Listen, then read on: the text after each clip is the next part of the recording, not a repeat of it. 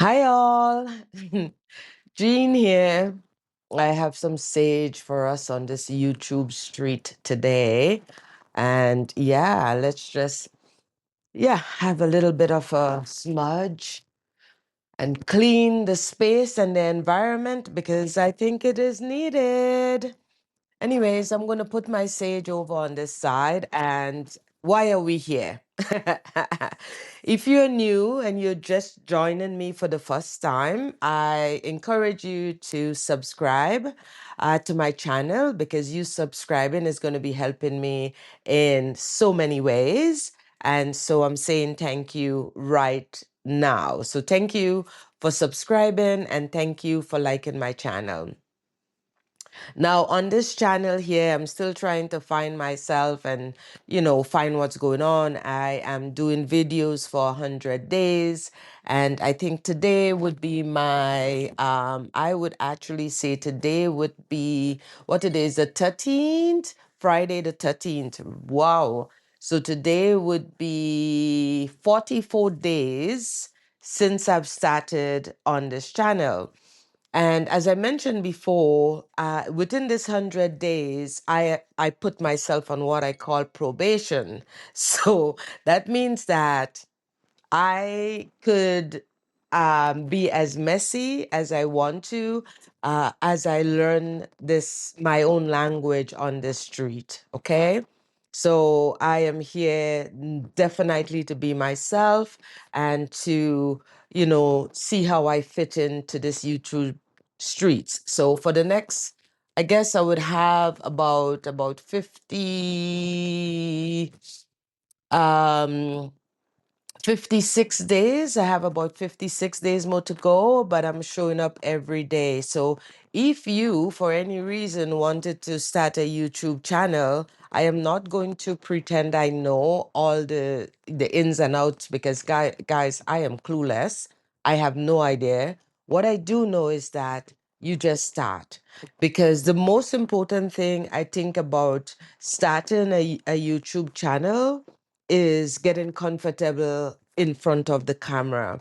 And there is no way around it. You're going to be uncomfortable for many, many moons because I'm still uncomfortable in front of this camera in some ways, And I think in the ways, my discomfort, I guess, come from the thing that is my superpower, which is my accent and my voice. But yeah, there is still discomfort in that because I tend to, there are some words I am not clear on, so I expect you guys to help me and, point me in the right direction and all these things. So why are we here?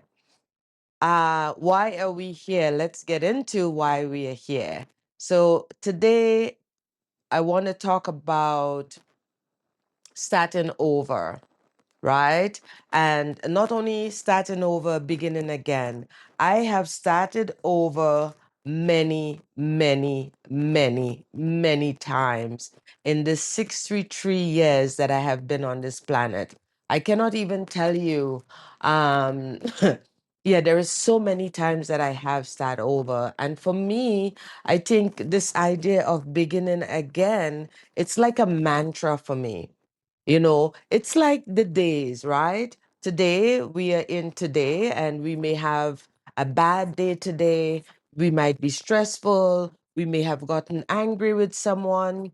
The job might be frustrating. We may want to quit, all these things. But guess what? Tomorrow, there is a new day. It's a new dawn. The sun shines from the east, and the east is always about new beginnings. So tomorrow, you may have a whole different day. So technically speaking, we wake up every single day beginning again. Our life, our humanness on this planet is to begin again. We don't have to wake up every day and stay in the same rut and stay in the same crisis and stay in the same breakdown because we actually get to have some choice. And we do have choices. We have choices over our autonomy. We have choices over the way we want to live. We have choices over, I guess, even where we live. Maybe some of us not so much right now in the world, but you guys get what I'm saying, you know. What I'm saying is that we can begin again as much as we want and as much as we can.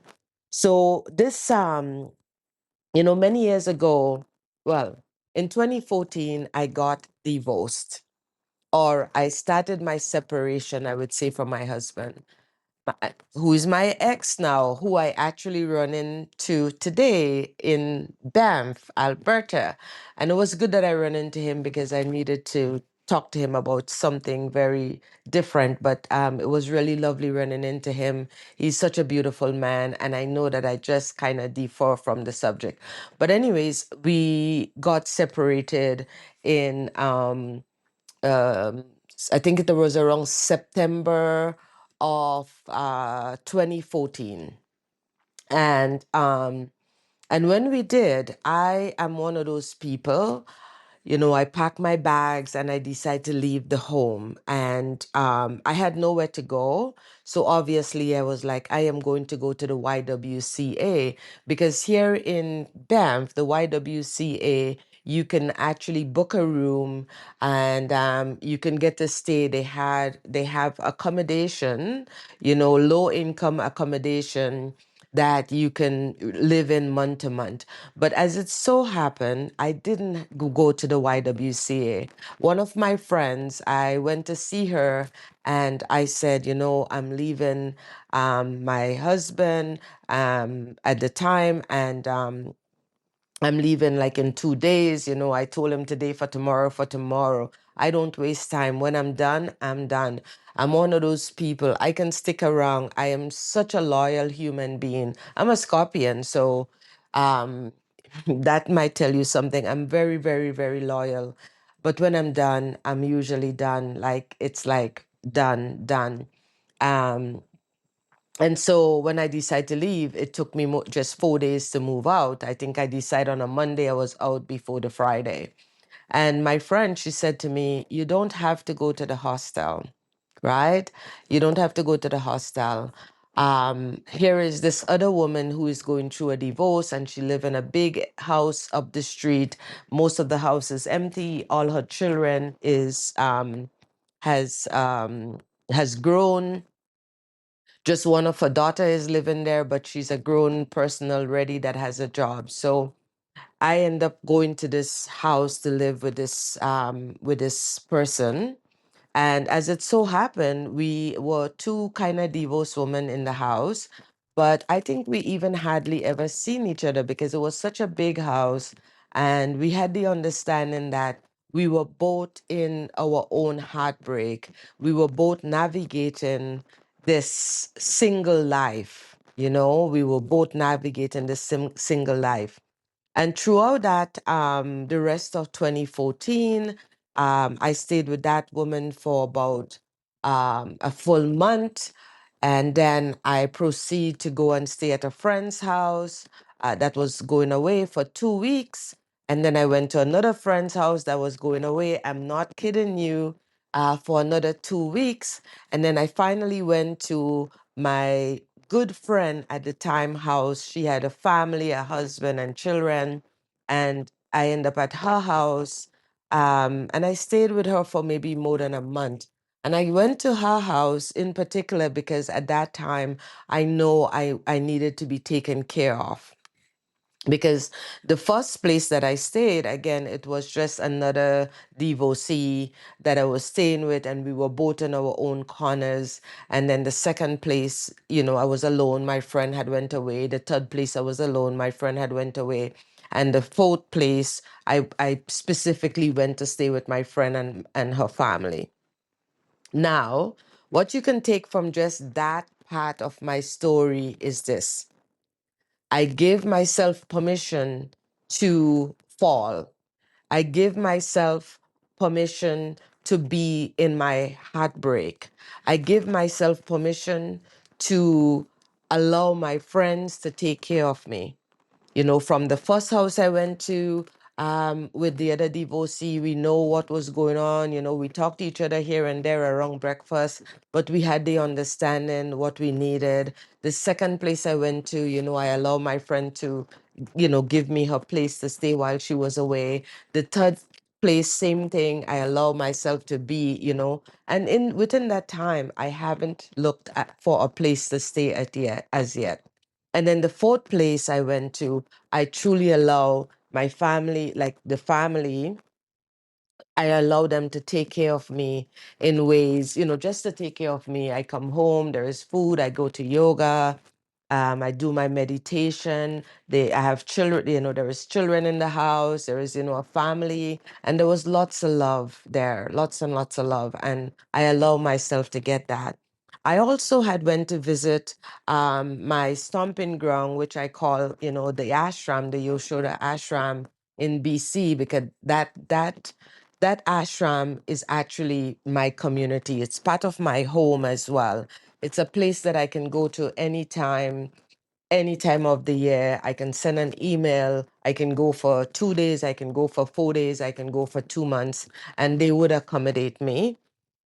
And yes, if I'm going there for karma yoga, I pay what I can, but karma yoga mean that I'm there to volunteer. So they allow you to, they give you accommodation and meal and all the things that you need, but you can also make a donation as well. So within that time, the first couple months of leaving my ex, I it was September, October, November, December, January. And I believe it was around January, February, I finally got a house to stay in that I actually were renting. And it was a house of the friend that the family I was staying with. It was somebody that they know, that I kind of know, and these people were actually going away for a couple of years. They were leaving the country, um, at first for a year, but then they extended into 2 years, so I went to stay in their house. Now, I was doing two things in their house. One, I was a tenant, but I was also the caretaker of the house. I did have my rent at that time in 2015 was $3,000. I kid you not, $3,000, but it came with it was a huge house. There was 3 bedrooms in the house, beautiful kitchen, nice backyard. And so I was allowed to take in renters, and because I was caretaking and I alone couldn't pay the $3,000. So I took in renters, short term, mind you, short term renters, in Banff here. Lots of people come into work, lots of foreign workers, and also working holiday people. There are people that come to ski, working holiday to ski, ski and work, or summertime work and play in this beautiful wonderland that we have here. Yeah, this beautiful national park, right? So it was so good that I can have renters, but that didn't mean that I actually was spending less money, because I couldn't fill the house with people, and I couldn't overcharge people, because at the time in 2015, even charging someone $1,000 for one person, that was a lot of money. So I had to look at it in a sense that I took a couple, um, that you know a couple, someone that, two people that were able to, help me out in that way. I'm saying all of this to say that by the time I got to that house and I rent that house and I stayed there for 2 years, between 2014, when I left my ex now, and 2020, so it's 2014, 15, 16, 17, 18, 19, 20. So for 7 years, I would say, so for 7 years, well, let's say six, because, I left. So for 6 years, I was living over my means. And what that mean is that I was living above my means. You know what I mean? I was spending so much more money than I was bringing in, because for the last 17 years when I was married, um, I had a whole spouse. I had someone that literally was, we were combining our income. So with two income, and plus we own our own home, we had a mortgage. Our mortgage was very it was a good mortgage. There is a reason why I didn't we had two condos, the one we live in, and we had one that was renting. And because together, we have in a home and all of these different things, when we sell one of the condos, that condo actually paid off the debt that we carried together, mainly because we didn't have it long enough for it to stay or even for me to move into it.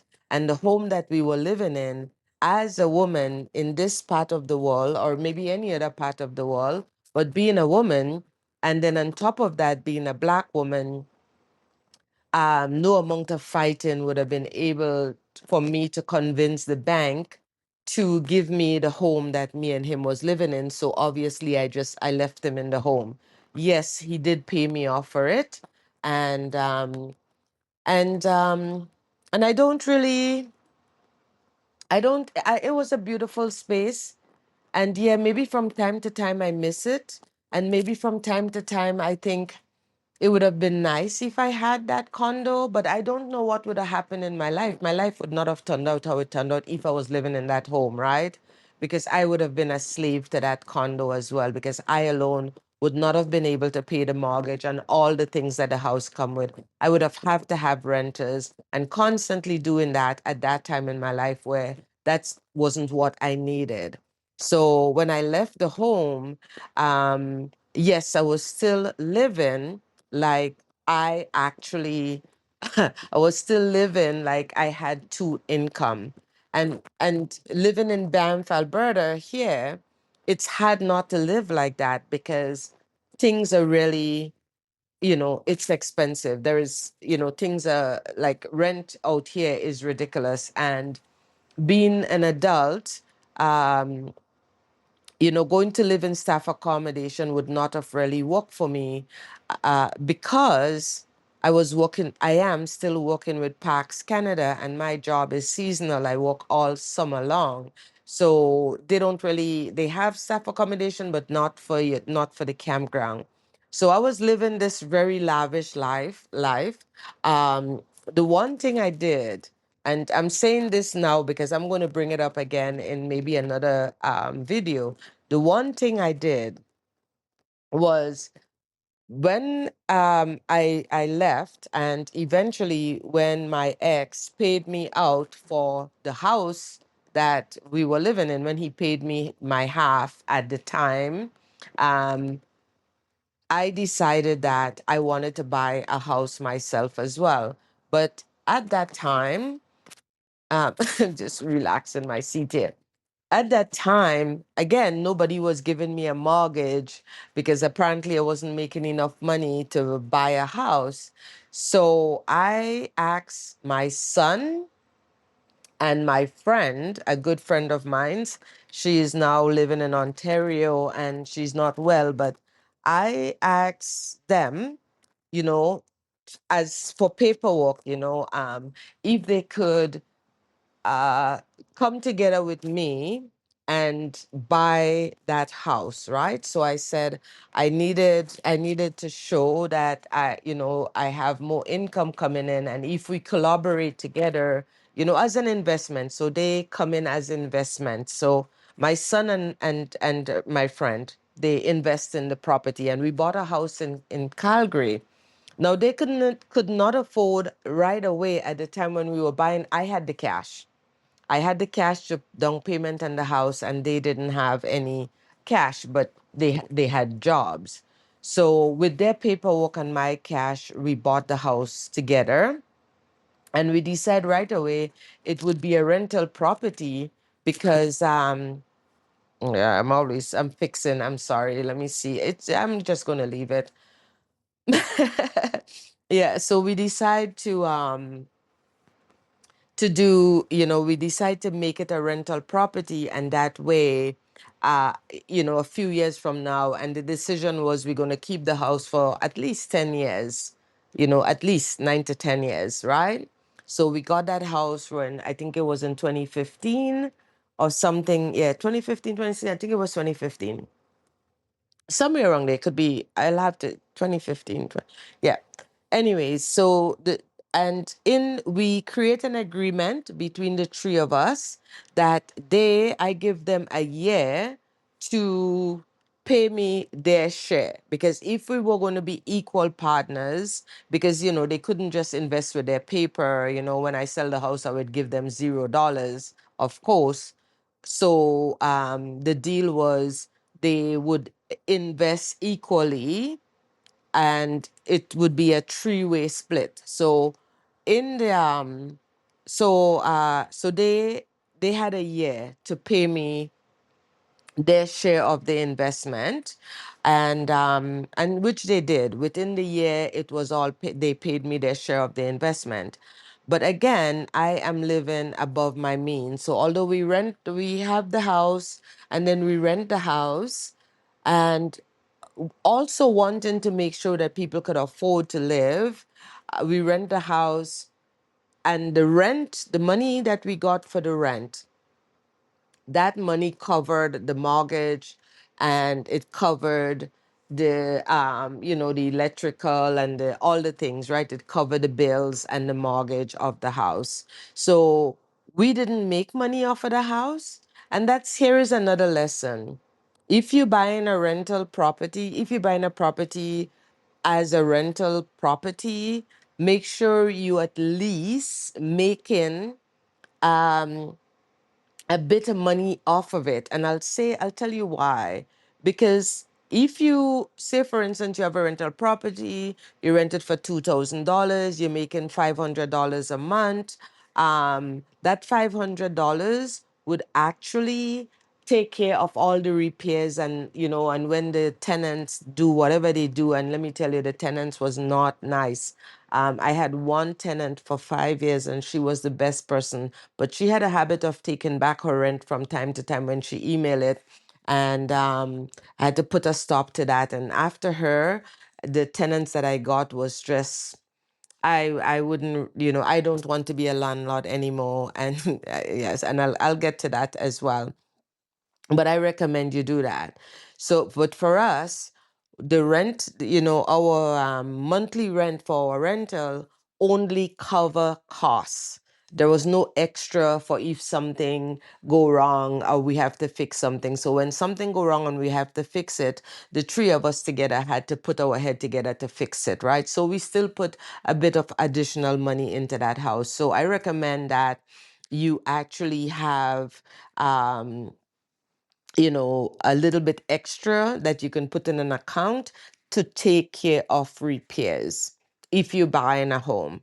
And the other thing I'm going to buying a rental property, the other thing I'm going to say about that is that, guys, it's okay to invest with your friends and a family member that you trust.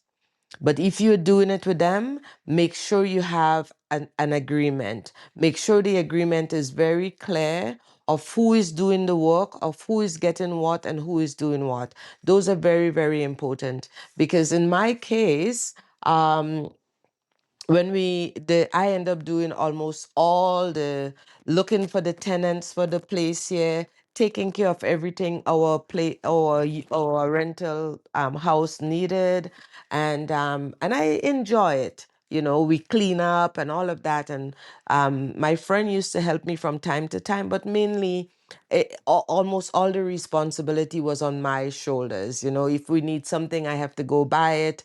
Sometimes they give me money, sometimes they help, sometimes they don't. I remember we needed a washer and dryer, and I must say that my person, my that was owning the house with me, she contribute and buy the washer and dryer, which we all get back at the end, right? So we end up buying that house, and now 4 years later, because I only sell the house last year, which was 2025. So basically, if we had it in 2015 or 2016, I think we had it for about 9 full years, like 9 full years. And the last tenant, I was just kind of done. I was like, I don't, it seemed to me that the end of that 9 years, it was time to release it. It was time to let it go. Plus, I was so broke, I needed that money to take care of other things. And I'm going to talk about all the other things to take care of. But remember that you can actually, get together with a friend that you really trust, a family member that you know is not going to screw you over. That the most important thing in all of that is trust. And the second most important thing when you're doing these things with people is communication. Because I got to tell you, doing this with my son and my friend, we had no problem. When something is going on, I make sure they know. I've always been transparent. Transparency is always the key. And making sure they know what is there, what is broken, what needs fixing, how much money it costs, who needs to pay it, how it's going to do, and all of that. When I get tenant, how much rent is being paid, what we collecting, and the whole 9 yards, right? So living above my means has put me into since leaving my ex, my that first husband of mine has put me into debt, because clearly, although I own the house in Calgary, but we are not making, we're not making a profit from that. So that was on its own, and that was good too, because in the end, the profit that we got from the house to split between three of us when we sold it was worth it. Like 100%, it was worth it. Yes, that we had headache at times and whatever, but it was worth it for sure. Like, I can honestly say that. So that is something that I would put out there to you as well. However, while that is there, I am living above my means. So what that means is that, my line of credit is almost maxed out. And I'm living a lot on my credit card. After I left the big house that, I was staying in for 2 years, I moved into an apartment for myself, a one-bedroom apartment for myself, which, at first felt like, oh my God, I'm going to live for myself and I cannot wait. And it was such a nice thing. The rent was kind of reasonable. The rent was just under $1,000. So that was reasonable. But what was not reasonable, I was living in an apartment building, and the landlord, the owner, not even the landlord, but the owner of that apartment building he was not a friendly person. And I'm just going to say it like that. Nothing about him was friendly. The carpet in the place was a carpet from like the 1970s.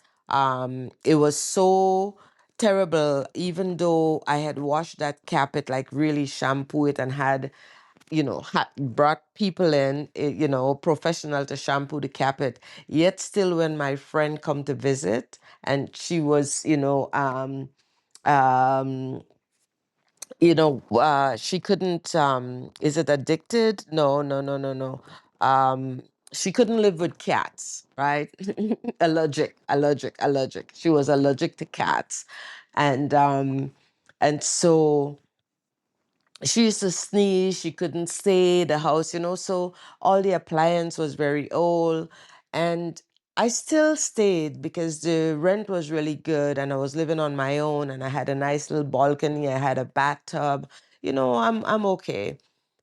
However, I decided to go to Australia on my own that year. And when I talked to the landlord about having someone just stay while I'm in Australia, he was a no. And then I was a no. I'm like, I'm moving out. So then I end up moving out from a place that, well, was really, the extreme of the 1970s. Everybody smoke inside the building. Like, let me tell you something, it was just terrible.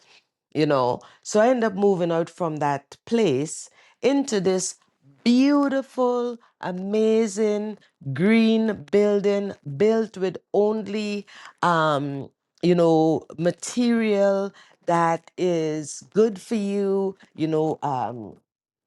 concrete flooring, flushable, like flushable, low flushable toilet, bathtub, open concept, views to, really, and that came with a price as well. But even at the time, I was like, yeah, I can afford it.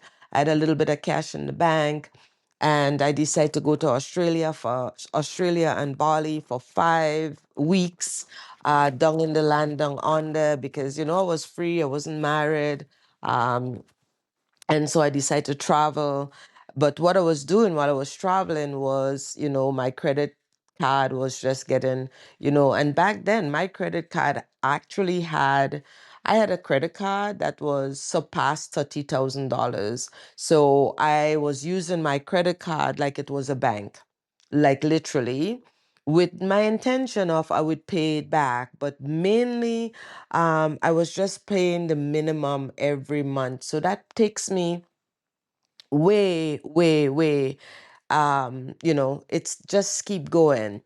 And in the winter time, when I'm not working my job, I usually find work in the winter time, but there was never enough money to really pay for anything. So in the winter time, I would create, make bracelets, sell things that I have. But it was never enough to take me out from the hole I was digging financially, because I'm still living above my means. I'm still living like I have a partner that is helping me with money, and that was not the case. Then the pandemic happened in 2020, and I mean between the time that I went to Australia and came back, I actually have made it to Grenada couple times. I've been going to Grenada almost every year around that time. I went to Grenada like 2017. I was there in 2018. I was supposed to go in 2019. I didn't go. And then 2020, the pandemic. And then I ended up going in 2021, because, Grenada is the country that I'm from, and I like to go down there in the wintertime. Again, I'm not bringing in more money. I'm bringing in the same amount of money I'm working for, but I don't have a spouse to help me. So I'm just accumulating debt. And I was so used to kind of living on that level for so long. And you would see that this happened to many women, that leave their marriage, or was in a situation where they were living in a certain income, and then that changed, but they still live the same way. It's a psychological thing. It happens. And so in 2020, I decided that, well, when the pandemic hit and the rest of the world was screwing around, being afraid of dying and death and all the things that was going on, and life got so stressful. Out here, I didn't have the same issue out here, because we had a lot of trail we can go and hike on, a lot of outdoor. We were still able to go out in nature. I was still seeing my friends, the clique of people that I hang out with. I was still seeing them. So I wasn't in that same stressful kind of environment. But the way everything was happening and the way the world was going, I definitely decided that, you know what? I'm definitely, I decided that, well, I decided I'm going to pack up and go live in a van and do the van life. That it didn't happen. That was a whole thing that did not happen. And I'm not going to go into the story of it, but I was almost assigned for a van that was $55,000. And while I was about to sign for the van, I had a moment where I go, I'm just getting into more debt buying this, 55,000 Ram, van to have van life. So I squashed that and I decided to move out. And the day I was moving out, George Floyd, that's when the day Black Lives Matter really kind of spring up, because that was the day when George Floyd got killed, murdered in America. And so I decided to leave my big fancy place, and that was in 2020. Now, when I left, again, as it so happened, the same friend that helped me uh, to get the first place I lived in when I just left my ex, her neighbor was going through a divorce at the time, and then they asked me to come and stay in her neighbor house when my rent was very low. But by that time, I had made a conscious decision to put all my debt in one basket, consolidate all my debt in one basket and pay monthly on that. And that was a heavy thing for me. So I had this big expense every month paying my debt, because by that time my debt was like $30,000, like down 100%. It was like 30 grand. And I'll tell you how I pay off my 30 grand in my next video. But because it took some time, like it took some time from that time, from all the time I'm talking about till now, because yeah, so it took some time. So in 2021, that's when I did all the consolidation. I live at my friend's place. Um, and then I left and I went back. Now I'm just homeless. Like literally, I'm homeless because the place I went to live in, it wasn't, I was just there for the summer. And then I went to the ashram for the winter without no place to stay. When I came back, I went to the Y and I stayed there for that summer, for 2021 summer. I think it was, yeah, because 2020 I stayed there, and then 20 I went to the ashram, and then 2021 summer I stayed at the YWCA, and then at the end of 2021, no, just at end of the summer of 2021, I went to Grenada, and then I stayed there until the 2022. I came back here, and then I went to stay with a friend. So in 2022, I finally found a place that I stayed in for about a year. I'm going to stop this. Yeah, and I stayed there for about a year. And in 2023, so that was 2022. And so in 2023, I I had decided to go to school. So that was another way that I had start again. So as I mentioned, I had lived way above my means, and that's how I managed to live above my means, like literally. And don't do that. Know that you have a choice. My next video, I'm going to talk about how I reversed that and stop living above my means. Oh, do less and be more. And please, if you hear and you stay to the end, please subscribe to my video and like my video. You're going to be helping me a lot, because as I say, this is my retirement plan that I'm doing, and I wanted to just put my best foot forward. I am not editing my videos right now because, as I say, I'm in a probational period. So if you hear, I'm going to move forward to stop this. So have a good one.